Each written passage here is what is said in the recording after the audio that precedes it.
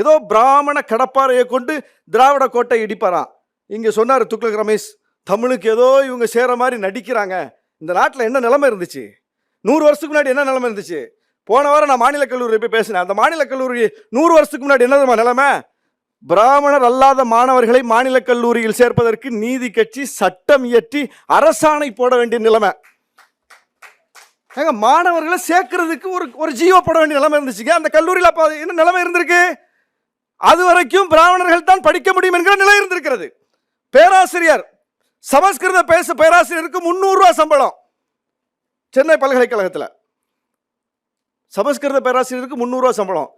தமிழ் பேராசிரியருக்கு 80 ரூபா சம்பளம். 2 பேரும் பேராசிரியர் தானே. அது என்ன சமஸ்கிருதத்துக்கு கொம்பு முளைச்சிருக்கா? இதை யார் மாத்தினா? இதை எந்த கடப்பாறை மாத்திச்சா? இந்த கோட்டை மாத்திச்சா? இத கடப்பாறை வந்து மாத்தல. இத கடப்பாறை வந்து மாத்தல. நீ சொல்ற பாலடைஞ்ச கோட்டை தான் இதை மாத்திச்சு. பெண்களுக்கு வாக்குரிமை இந்தியாவிலேயே முதலில் இந்த மண்ணில் தான் வந்தது. அதுதாங்க எல்லாரும் வள்ளுவரே படிச்சிருக்காரு. இதுக்கு பதில் சொல்லணும்ல.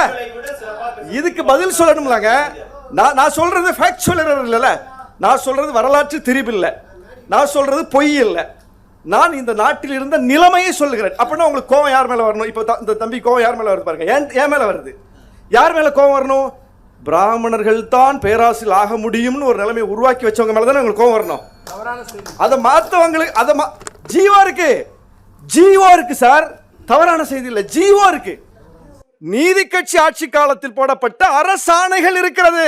பொய் இல்ல, புரட்டு இல்ல. ஒவ்வொரு வேலை வாய்ப்புகள்லையும் அந்த சமூகம் மட்டும் எத்தனை விழுக்காடு இருந்தது அப்படின்னு இன்னைக்கு டேட்டா இருக்கு. இன்னைக்கும் டேட்டா இருக்கு. அன்னைக்கும் டேட்டா உண்டு, இன்னைக்கும் டேட்டா உண்டு. உச்சநீதிமன்ற நீதிபதி லிஸ்ட் எடுங்க.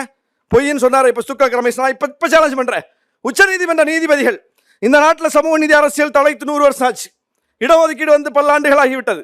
கம்யூனல் ஜியோ வந்து பல்லாண்டுகள் ஆகிவிட்டது. இன்னைக்கு நான் சேலஞ்ச் பண்றேன். உச்சநீதிமன்ற நீதிபதிகளில் பிற்படுத்தப்பட்டவர்கள், பட்டியலினத்தவர்கள், சிறுபான்மையினர்கள் இவங்க தான் பெரும்பான்மை இந்த நாட்டில். நான் இப்ப போட்ட லிஸ்ட் தான் பெரும்பான்மை. எத்தனை நீதிபதிகள் எத்தனை பேர் இருக்காங்க? இந்த நாட்டினுடைய உயர் நீதிமன்ற நீதிபதிகள் இந்த பெரும்பான்மை சமூகம் எத்தனை பேர் இருக்காங்க? உயர் பொறுப்புகள், ராணுவம், ஊடகம், அது இது எதெல்லாம் உண்டா எல்லா பொறுப்பையும் எடுத்து போட்டு லிஸ்ட் போட்டு பாருங்க. மத்திய அமைச்சக பொறுப்புகள் எத்தனை பேர் இருக்காங்க?